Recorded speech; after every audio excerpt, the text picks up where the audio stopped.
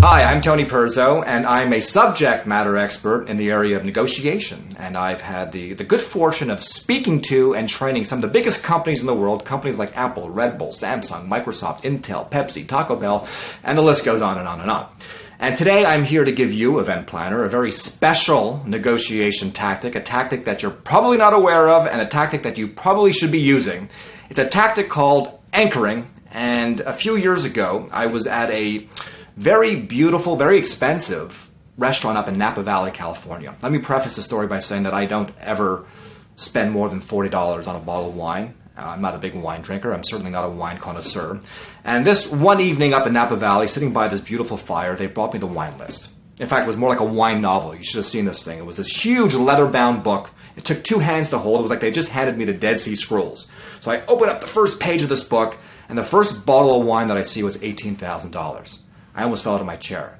I started panicking. I started turning the pages looking for a cheaper bottle of wine. And they were getting cheaper, but not by that much. 10,000, 9,000, 8,000, 7,000. But 20 minutes later, I get to page 127. And finally, there was a page where the bottles of wine were $250. I said, finally, a cheap bottle of wine. And I wound up spending $250 on a bottle of wine that night when I had never spent more than $40 in my lifetime. Why? Why did that happen? Well, the great Dr. Dan Ariely has conducted many amazing experiments on the subject of anchoring. And in these experiments, what he does is he presents a number of different products to large groups of people. For example, a trackball, a keyboard, cheap wine, expensive wine, a design book, and some Belgian chocolates. And Dr. Ariely would make sure, as he was presenting each product, like a bottle of wine, for example, that the price of the wine would never be mentioned. People in the audience merely received an elaborate description of the product, but no price.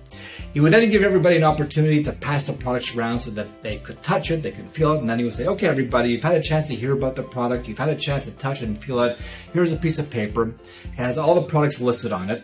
And what I want you to do now is take the last 2 digits of your social security number or your national ID number and place it at the top of the page. So everyone did what the doctor ordered. In my case, that number would be 79. And then he would say, okay, everybody, now I want you to convert those 2 numbers at the top of the page or that number at the top of the page into a dollar amount. So in my case, that number would then become $79. And then he said, okay, now place that dollar amount next to each one of the products on the page. So everybody who had high numbers placed an inexpensive price next to each one of those products, and people who had low numbers placed an inexpensive price next to each one of those products on the page.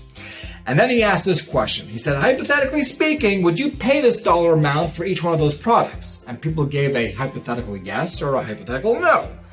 And then he said, okay, everybody, we're now going to have a real silent auction. I want you please to submit a real bid. This is no longer hypothetical. This is going to be for real money, and the highest bidders will be awarded with the product that they bid highest for. And when it was completed, he asked everybody this question. Do you think that your social security number, these 2 random numbers, did they have any sort of influence on the amount of money you chose to spend for each product in the auction? And people said, of course not. That's ridiculous. But when the final bids were looked at in the auction, Dr. Ariely and his team of researchers found that these 2 random numbers really had a big influence. Here's an example from one of his experiments. When people who had social security numbers below 50, these here were the average prices that they paid. And when people who had any numbers above 50, these were the average prices that they paid. And here are the differences in percentages. Pretty amazing, right?